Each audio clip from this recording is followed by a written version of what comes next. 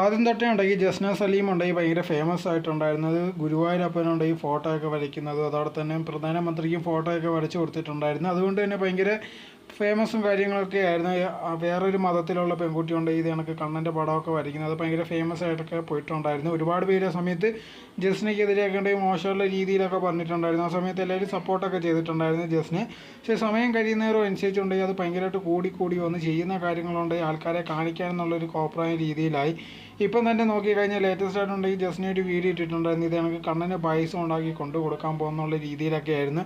ഇപ്പോൾ നമ്മൾ നോക്കിക്കഴിഞ്ഞാൽ ഓരോ അമ്പലങ്ങളിലും ഓരോരോ ഇടങ്ങളിലും ഉണ്ടെങ്കിൽ ഓരോരോ ആചാരങ്ങളുണ്ട്, അല്ലെങ്കിൽ ഓരോ റൂൾസ് ഉണ്ട്, ഇത് ചെയ്യാൻ പാടില്ല എന്നുള്ള രീതിയിലൊക്കെ. ഇപ്പോൾ ഇവിടെ നോക്കിക്കഴിഞ്ഞാൽ ഗുരുവായൂരുണ്ടെങ്കിൽ അങ്ങനെ പായസം ഒന്നും കൊണ്ട് കൊടുക്കാനേ പറ്റത്തില്ല.